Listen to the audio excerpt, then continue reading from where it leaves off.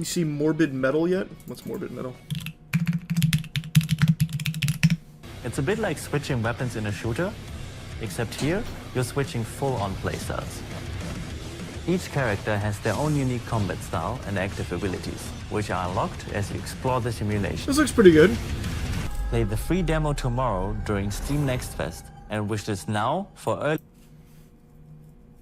Oh my god, it's a published by Ubisoft game. Good heavens. Game looked good though. Damn, rip that. Man, it's crazy. And I don't think people are wrong for this. Everyone sees Ubisoft these days and they're like, well, can't trust that. Well, that ruined it. No faith in this anymore. Fucking Ubislop. Like, it is actually... They would have been better off not partnering with Ubisoft, but I'm assuming they financed it, so they had no choice. But it is actually such a fucking detriment. It is incredible how far that company has fallen. I'm gonna need Uplay for this, I bet. Well, yeah, man. Everything with Ubisoft at the helm requires Uplay. It's a fucking scourge. Honestly, and this is gonna sound drastic, I genuinely think Ubisoft needs to rebrand their company. They need to just abandon the Ubisoft name. There is no faith left in it, and it actively hinders the games under their umbrella. They need to just completely, like, rebrand. They're already starting the restructure, but they need to just take the Ubisoft name and change it. Newbisoft. Wow. That guy's onto something. You're hired. Other than Prince of Persia, can't think of a single good game they've made in the last 5 to 10 years. If I really fucking flexed my neurons, I could maybe think of something in the last, like, 5, but nothing's coming to mind right away, and that's a problem.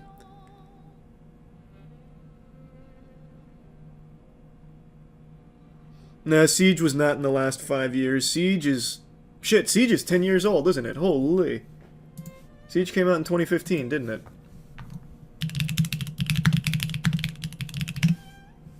Yep. Wow. December of 2015. The Crew is good. Hey man, hop on The Crew right now. Tell me what you think. They're still in a lawsuit over that. That company sucks, man. The company's actually so fucking bad. Everything that's happened to them, they have done it to themselves. Were they ever good? Oh, okay, let's not get ridiculous. There was a time that Ubisoft was like, they were considered a really, really strong company. They used to have so many bangers back in the day. Back in like that well, the later stage of the PS2 era, they had some like heaters. They had some like actual steam. Like they were going nuts.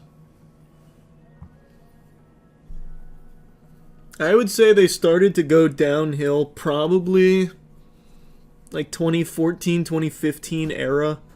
I'd say around like the Division 2, they started showing signs. That's when their focus really shifted to like this crazy whale. This white whale of like live service and nickel and diming these products for all they could possibly get to hose the community out of as much money as possible. So then they started pushing out really subpar Assassin's Creed games, fixating on monetization.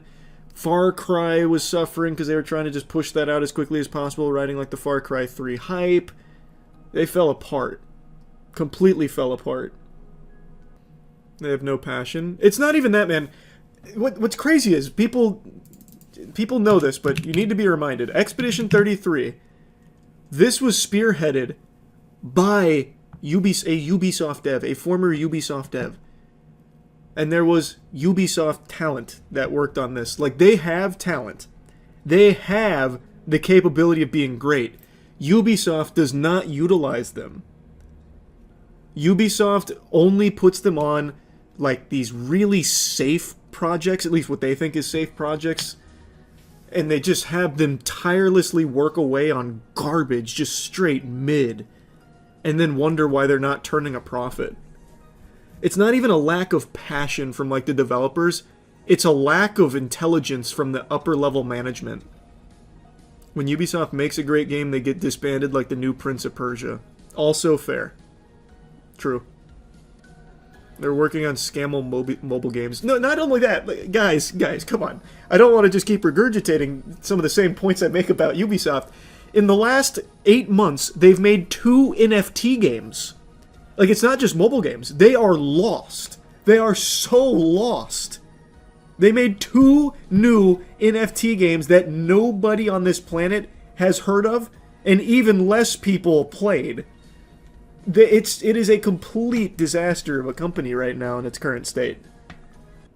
2, they made way more, you should check it. No, Ubisoft has made 2 NFT games. I don't think they've made more than that, have they? Unless, like, a new one just came out. I'm pretty sure it's just the 2.